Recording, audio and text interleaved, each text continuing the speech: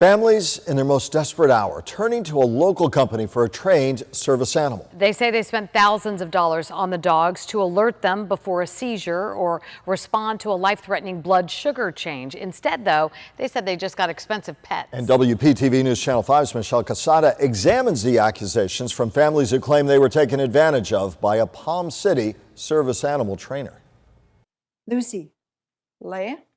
For Sarah Trask, getting a service animal would mean a chance at being a more independent mom. I shouldn't be going out because the reality is I can have a seizure on the street. Averaging 7 seizures a month back in 2016, Sarah was afraid to even walk her kids to school. It's almost like sleepwalking. You're starting to walk and then eventually you go into the grand mal seizure where you actually fall. So she and her husband looked into getting a service dog that could alert her when she was having a seizure and protect her from hurting herself.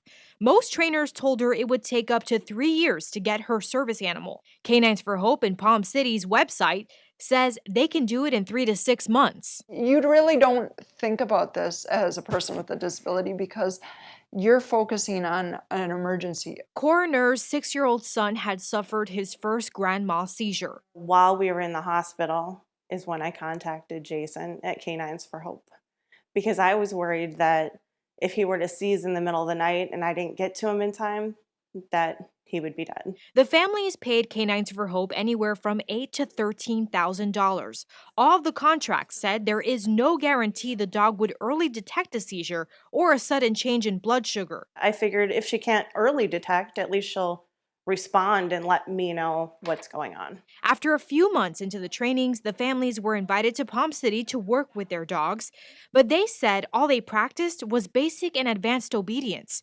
Cora took her son's service yellow lab, Sky, home. We were surprised. She was not housebroken at all. Till this day, Come on, Sky. Sky won't jump into her car. So this is what I have to do. Cora has to get her son in first and then carry Sky. But that's not the worst part. My son did have another grand mal seizure. The dog was in the house. She was near him. I noticed what was going on from another room and I ran in. I grabbed the oxygen machine, put him on oxygen, and she started freaking out because of the oxygen machine. Cora called 911, but she says the paramedics were all men and Sky wouldn't let them in.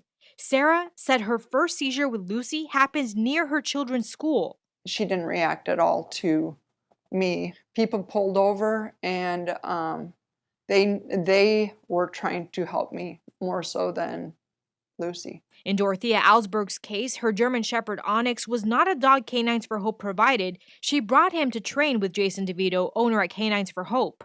My first low blood sugar with Onyx, he didn't notice. He didn't do zip. He is supposed to paw at me and alert me. The family said they all contacted DeVito with their concerns. DeVito told us the same thing he says he told them. My contention why these dogs are underperforming for the family is because they're not providing these dogs the structured environment that they need. DeVito showed us the in-depth packet he sends families home with, describing a strict schedule and how to continue working on the training.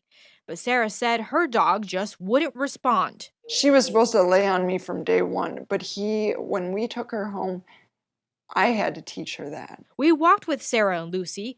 When Sarah would fake fall to reenact a seizure, Lucy did react. But that changed around other dogs.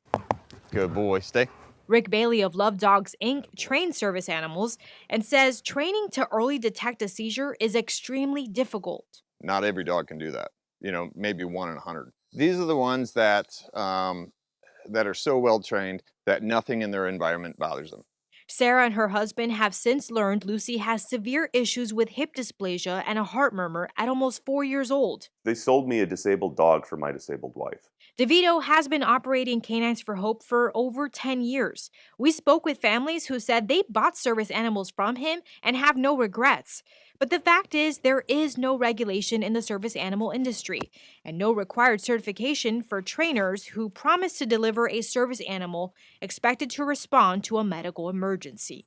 Lucy's a great dog, but Lucy is not an epilepsy alert dog. She's a family pet. She's not a service dog.